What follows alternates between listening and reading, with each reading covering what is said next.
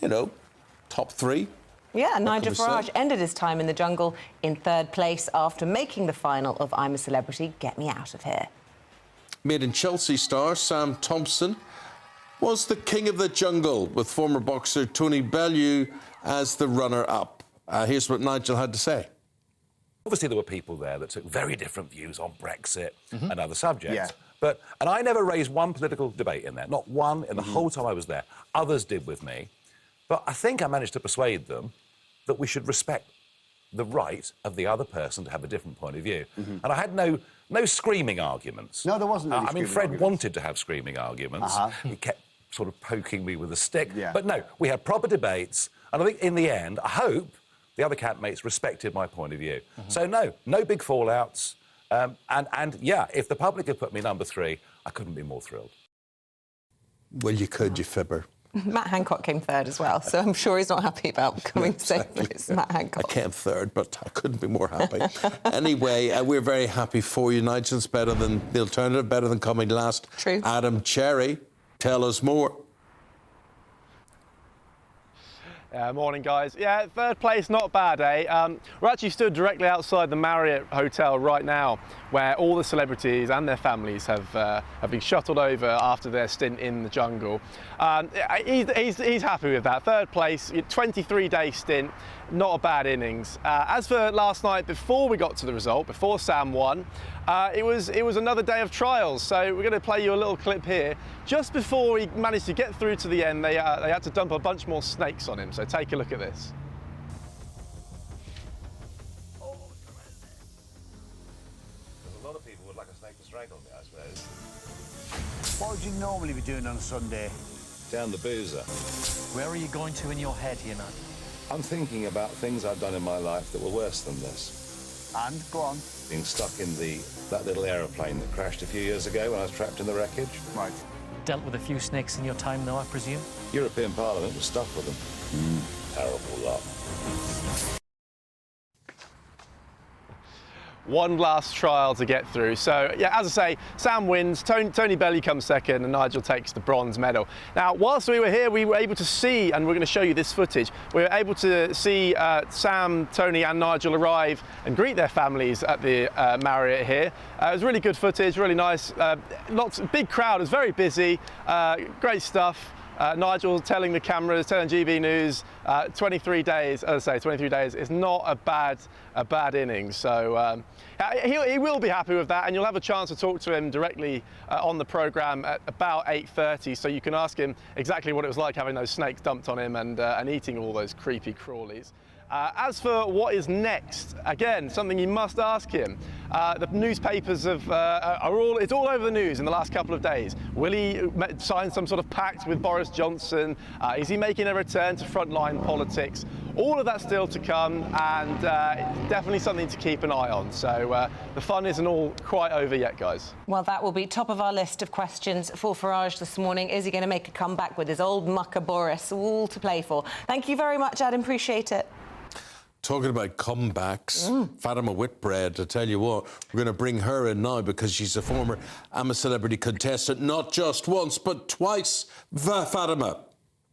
Yeah, they brought back memories, that did, Eamon. I'm waiting for the day that you go in, to be fair. I think we'll do very well. Well, my kids always say to me, Dad, you would either be first out or you would win it. I think you'd win it, Eamon. Oh, gosh, there's so much, I'm on Fatima. the Eamon team. But Fatima, why did you go back for a second time? You did, you know, you had your stint first time and then you had this all-stars gathering. Was once not enough to put you off? Definitely not. I guess I'm silly enough to go in a third time if they invite me. It was a really great experience. Money can't buy one. And for me, it was all about, it's the toughest bit isn't so much the credits, it's getting on with the celebrities, the large characters and the big egos. That's the challenge, really. And for me, I loved every minute of it. I'm that kind of person, sponge to water. I mean, the challenge is interesting in terms of, you know, in I'm a Celeb All Stars, it was much more cutthroat because it was by ballot and secret ballot and eliminations. There were no public voting.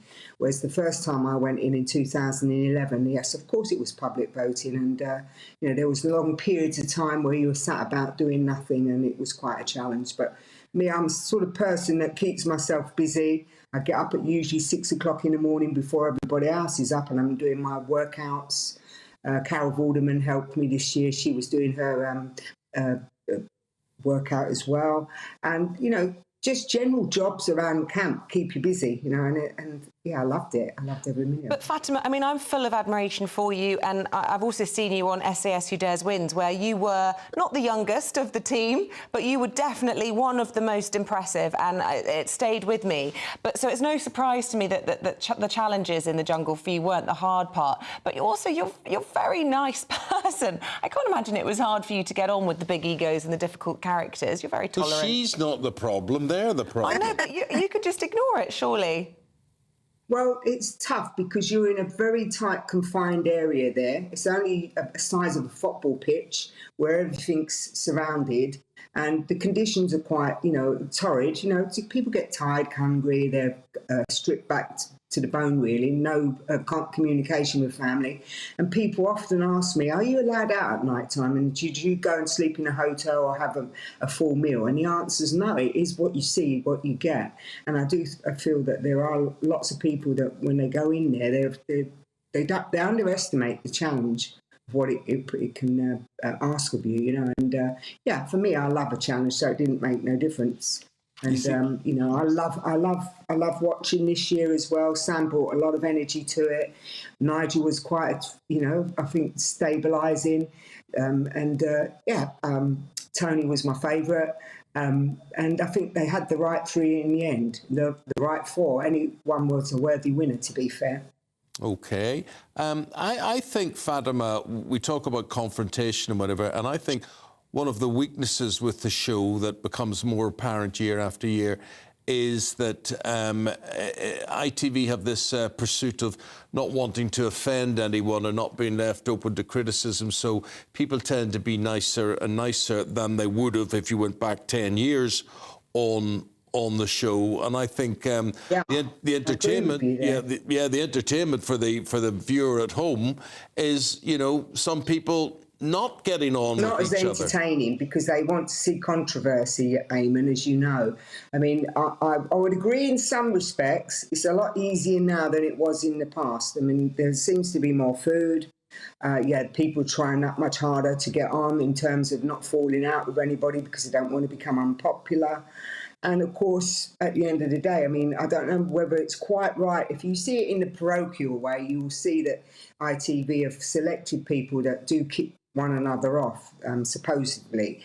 But they've picked controversial people to go in. So, I mean, they've had Nigel Farage, they've had Hancock.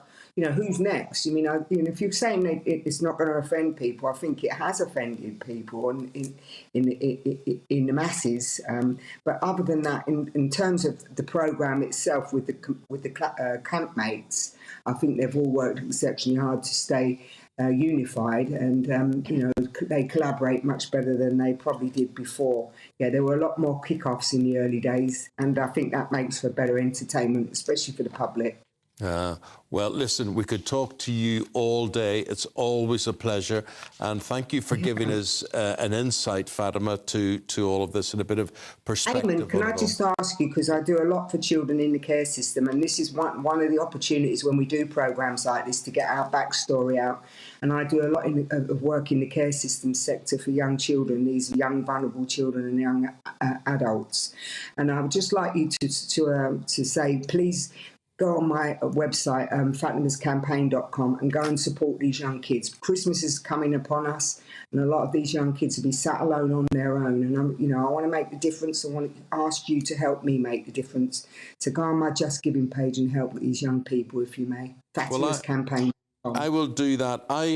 I had a lovely conversation with you many years ago, maybe 20 years ago, on a programme called Sporting Greats, and we talked about your own personal story. And if you don't know Fatima's story, I would say look it up and see what this woman has gone through and been through and transformed herself and just made the most out of life. And it's absolutely inspiring. So good luck with all the work that you continue to do to this day. Thank you. God bless you all. God bless. Happy Christmas. Thank you. Thank you very